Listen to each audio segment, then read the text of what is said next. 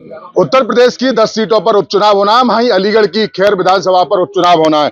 देखिए, खैर से हम आपको बता दें, खैर से विधायक थे अनूप बाल्मी, जिनको हाथरस लोकसभा में टिकट मिला। अब वो सांसद हो गए और विधानसभा से उन्होंने इस्तीफा दे दिया है। बातचीत करने के लिए हमारे साथ तमाम पत्रकार साथी, उनसे जानकारी करेंगे कि आखिर खैर का उपचुनाव किस तरीके का होने वाला है, क्योंकि कहीं ना कहीं देखा यही जा रहा है कि खैर के चुनाव को लेकर अब बड़ी बीजेपी के लिए कहीं ना कहीं एक संघर्ष की भूमिका साफ तौर से बनती जा रही है, क्योंकि भीम समाज पार्टी के राष्ट्रीय अध्यक्ष चंद्रशेखर आजाद भी मैदान में आने की बात करें। लेकिन देखिए, सबसे पहले तमाम पत्रकार साथी हमारे साथ में मौजूद है, बात करेंगे। भैया, खैर में उपचुनाव होना है, क्या मानते हैं किस बार के ऐसा चुनाव किस वक्त कैसा रहेगा?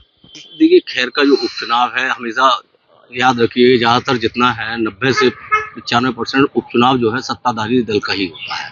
क्या है कि जनता भी इसलिए वोट डालती है कि जब सत्ता में जो आदमी है, अगर उसको वोट ना दिया जाए तो कहीं ना कहीं मतलब ये है कि विकास कार्यों में गति थोड़ी रुक जाती है। लेकिन खैर का चुनाव ये है कि ऐसा है कि एक तरफा रहे, ये तो नहीं रहना। भाजपा के पक्ष में इसलिए रहा है कि खैर जो है वहाँ पर मतलब सवर्ण और बीसी बाहुल्य क्षेत्र है, और दूसरा ये जाटलैंड भी है एक तरीके से। मुझे नहीं लगता कि पश्चिमी उत्तर प्रदेश में जो सबसे ज़्यादा अगर जाट मत है तो वो खैर के अंदर ही है। और चौधरी लक्ष्मी नारायण जो है या जनपद के प्रभारी मंत्री भी हैं, और दूसरा सरकार की प्रतिष्ठा का विषय भी है। सरकार की प्रतिष्ठा का विषय है ये कि हर हालत में ये सीट जीतनी है। लेकिन कहीं ना कहीं जैसे गठबंधन को लोकसभा चुनाव में उपलब्धि मिली है, भाजपा के सांसद सतीश गौतम जहां 71,000 जीते थे, अब आप 15 से वोटों से हारे, तो इसलिए ये है कि नेक टू नेक वो रहना है वहाँ, ये नहीं है। और जो आप बता रहे हो कि आज़ाद समाज पार्टी और ये चुनाव तो लड़ेंगे, लेकिन सिर्फ ये किसी दल को हराने के लिए गठबंधन में अगर ये सब जने होते हैं तो जीत हो सकती है, नहीं तो ये वोट काटने का ही काम करेंगे। वोट तो बीजेपी का ही कटेगा या गठबंधन का कटेगा? कितना भी वोट कटे, देखिए बीजेपी का वोट कटा, मैंने बताया आपको कि लोकसभा चुनाव में 71,000 वोटों से पिछले इस खैर विधानसभा से जो पिछला जो आपका 19 में चुनाव हुआ था, सतीश गौतम 71,000 मतों से जीते थे।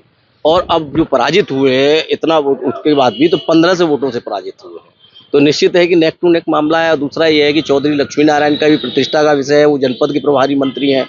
वहीं बेसिक शिक्षा मंत्री संदीप सिंह भी अपना जोर लगा रहे हैं। वहीं मुख्यमंत्री ने सबको निर्देश दे दिया है कि आप अब जाइए, आपके क्षेत्र आप में आपने क्या काम किया है, आपके जनपद में आपने क्या काम किया है, इस चीज़ की अब परीक्षा होगी। तो निश्चित है कि लोग लगाएंगे। और दूसरा यह है कि जाटों का वोट बहुत है, तो चौधरी लक्ष्मी नारायण और दूसरा आरएलडी से भाजपा का गठबंधन है, तो अब सभी कॉम्बिनेशन ये है कि इस प्रकार से भाजपा की तरफ जाते हैं। लेकिन गठबंधन जो इंडिया गठबंधन है, ये अगर एकजुट होकर लड़ेगा तो निश्चित ही फाइट वहां आपको नेक टू नेक देखने को मिलेगी। ये नहीं कहेंगे आप फिर कि भाजपा जीतेगी या इंडिया गठबंधन। ये कितने भी बड़े राजनीतिक पंडित हों, ये इसका आकलन नहीं कर पाएंगे। ये लोकसभा का भी आपने चुनाव देखा, तभी भी तमाम प्रभारी मंत्री लक्ष्मी नारायण चौधरी थे। खैर में पहले बता रहे हैं 71-86 थे, इस बार 15,100 वोटों से सतीश गौतम पिछड़े। क्या लग रहा है इस बार का मुकाबला आसान तो रहना नहीं है? इस बार का मुकाबला आसान नहीं है। भाजपा को इंडिया गठबंधन से लड़ाई लड़ने से पहले अपने स्वयं अंदर से लड़ाई लड़नी पड़ेगी। भाजपा संगठन और सरकार में सामंजस्य न होने के कारण भाजपाई विपक्षी पार्टी से तो बाद में लड़ेंगे, पहले वो अपने अंदर खाने लड़ रहे हैं बराबर। और उसी अंदर खाने लड़ने के कारण भले ही चौधरी लक्ष्मी नारायण प्रभारी मंत्री रहे लोकसभा के चुनाव में, जहां 71,000 से पहले सतीश गौतम जीते, वो 71,000 वो माइनस हुए, 1,500 से हारे। खैर जाट बाहुल क्षेत्र है, मगर इस समय सबसे बड़ी लड़ाई चल रही है सरकार और संगठन के बीच में। तो इस समय भी भाजपा के लिए आसान नहीं है जीतना इस चुनाव को। देखिए, जाट को उन्होंने मनाने के लिए Raja Mahendra Pratap Singh stadium, university, defence corridor इत्यादि वहां पर बनवाए भी गए। तो क्या लग रहा है, क्योंकि संगठन वर्सेस सरकार, ये अब मुद्दा कहीं ना कहीं विपक्ष इसको बनाएगा? जाट मुद्दे को लेकर के यूनिवर्सिटी देने के बाद भी 72,500 से हारी है भाजपा भी खैर पर।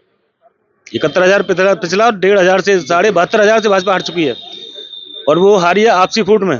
भाजपा में आपस में तालमेल नहीं है, एक नेता दूसरे नेता का पैर खींचने में लगा हुआ है, और जिसका कारण है कि ये चुनाव भी भाजपा को आसान नहीं नजर आ रहा है, गठबंधन ही मजबूत नजर आ रहा है। क्या मानते हैं भैया, आपने तमाम चुनाव देखे हैं, इस बार का चुनाव किस तरीके का रहने वाला है? क्योंकि खैर में उपचुनाव होना है, तैयारी सब लोगों की जोर शोर से है। अभी देखा भी गया कि अब जो पीडीए का नारा दे रहे थे, तो अभी प्रतिपक्ष, क्योंकि वो विधानसभा संसद में चले गए अखिलेश यादव, तो उन्होंने एक शर्मा जी को बना दिया। तो क्या लग रहा है जो टिकट बंटवारा इस बार एनडीए गठबंधन खास तौर से अखिलेश यादव कर रहे हैं, जिसका इम्पैक्ट हमने 2024 वाले लोकसभा के चुनाव में देखा, क्या लग रहे हैं खैर के लेके और उपचुनाव को लेके?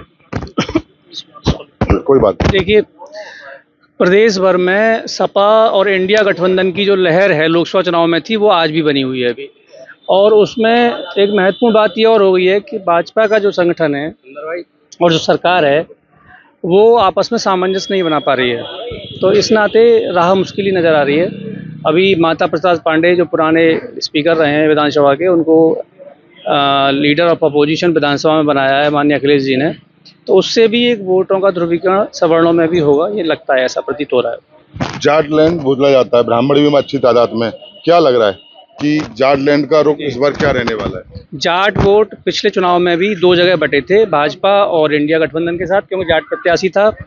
तो अब इस बार भी अब देखिए, क्योंकि वो तो एससी सीट है और क्योंकि एससी वर्ग से ही कोई कैंडिडेट आएगा दोनों सारी पार्टियों का ही, तो जाटों का जो समर्थन है वो मैं समझता हूँ वो स्थानीय प्रत्याशी के साथ रहेगा। जिस पार्टी का प्रत्याशी स्थानीय होगा, लोकल प्रत्याशी होगा, जाट मतदाता उसी को समर्थन करेंगे। क्या क्या कहेंगे? खैर में उपचुनाव होना है, आपने तमाम कवरेज किए हैं। तो देखिए, अभी बसपा से चारूकें लड़ी थी जो कि अब बीजेपी में आ चुकी है ना? तो क्या लग रहा है, एससी सुरक्षित इलाका है, खैर में सुरक्षित सीट है खैर विधानसभा की, क्या माहौल निकल के लग रहा है आपको?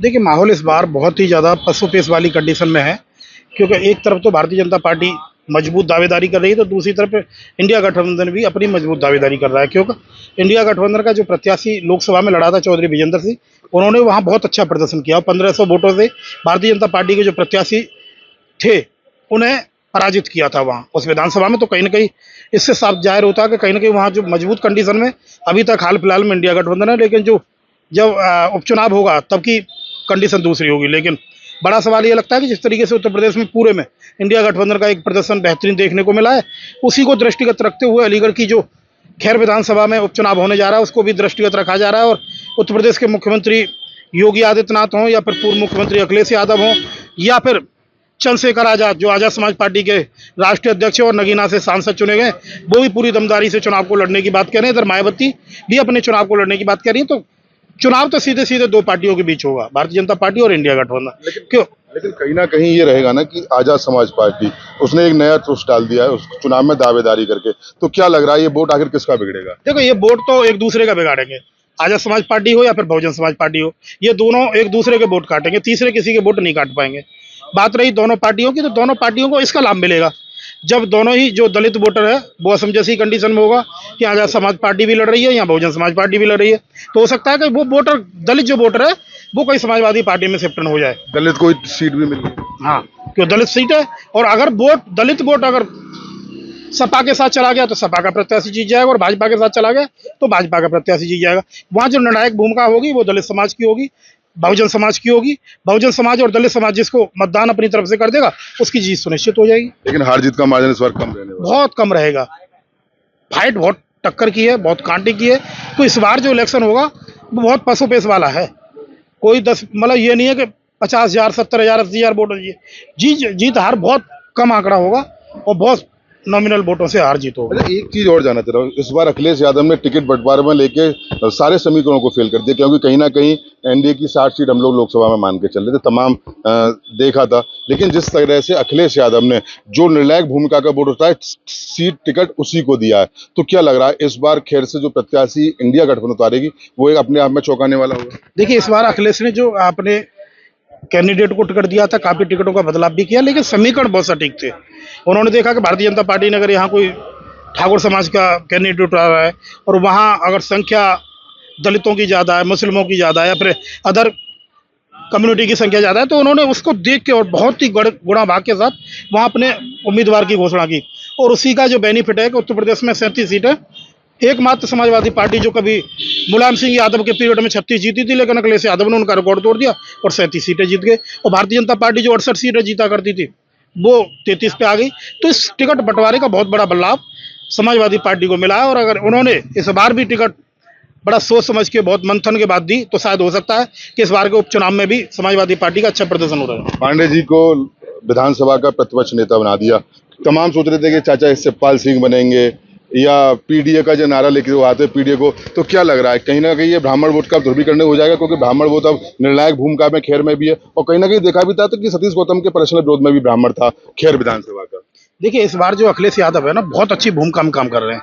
अखिलेश यादव खुद काम नहीं कर रहे, अखिलेश यादव के पीछे जो चाणक्य लगे हुए हैं वो काम कर रहे हैं। माता प्रसाद पांडे को नेता प्रतिपक्ष बना देना, कोई ऐसे ही नहीं बन, जहां शिवपाल यादव का नाम चला करता है, लेकिन शिवपाल यादव ने खुद सपोर्ट किया कि अगर मुझे बनाएंगे तो फिर वही कौन सा परिवारवाद का आरोप लगेगा कि सारे पद परिवार में चले गए। लेकिन माता प्रसाद पांडे को नेता प्रतिपक्ष बना देने के पीछे का बहुत बड़ी वजह यह है कि ब्राह्मण वोट को साधना, जो भारतीय जनता पार्टी बार बार कहती है कि ब्राह्मणों की अपेक्षा यहाँ होती है, अपेक्षा यहाँ होती है, लेकिन उसको साधने के लिए माता प्रसाद पांडे को बनाया गया। दूसरा, जो कहीं ना कहीं इस बार जो अखिलेश यादव का जो दिमाग चल रहा है वो हाई प्रोफाइल है, बहुत पीछे उसके लोग लगे हुए, बहुत पढ़े लिखे लोगों का मांड है। तो इस वजह से जो इस बार के जो समीकरण है बहुत बदलाव की तरफ है, बदलाव की तरफ जाने वाले। देखिए हमारे साथ तमाम पत्रकार साथी थे जिनसे हमारी बात हुई, और भी हमारे साथ में लोग मौजूद हैं, बात करेंगे। क्या कहेंगे, इस बार खैर विधानसभा में उपचुनाव होना है, युवा हैं, कवरेज करने में आप एक जुनून भी रखते हैं, तो क्या कहिएगा इस बार का चुनाव आखिर किस तरफ जाने वाला है? खैर विधानसभा की बात करें तो देखिए खैर विधानसभा में जो है राजनीति की बात करें तो भारतीय जनता पार्टी और बहुजन समाज पार्टी की हमेशा फाइट रहती आई है, लेकिन अब बहुजन समाज पार्टी का ग्राफ तो गिर चुका है बिल्कुल। अब वहां पर पीडीए वर्सेस एनडीए होने वाला है, यही आसार लगाए जा रहे हैं।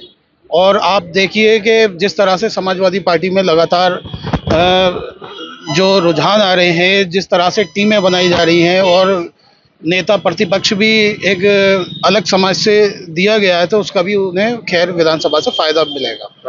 देखिए एक लास्ट सवाल भैया से ले लेते हैं। भैया क्या कहेंगे, सरकार, संगठन वर्सेस सरकार और ठाकरों की अपेक्षा, उसको लेके भैया क्या सोचते हैं कि खैर में कुछ इम्पैक्ट डाल पाएगा क्या ये? देखिए खैर विधानसभा में ठाकुरों का बहुत ही कम मत है, मुझे लगता है कि 10 से 11 हज़ार मत है। पिछली बार यही जो लोकसभा चुनाव में मत पड़े हैं, ठाकुरों ने एकजुट होकर खैर विधानसभा क्षेत्र में ठाकुरों ने वोट जो है मतलब इंडिया गठबंधन के ही पक्ष में दिया है।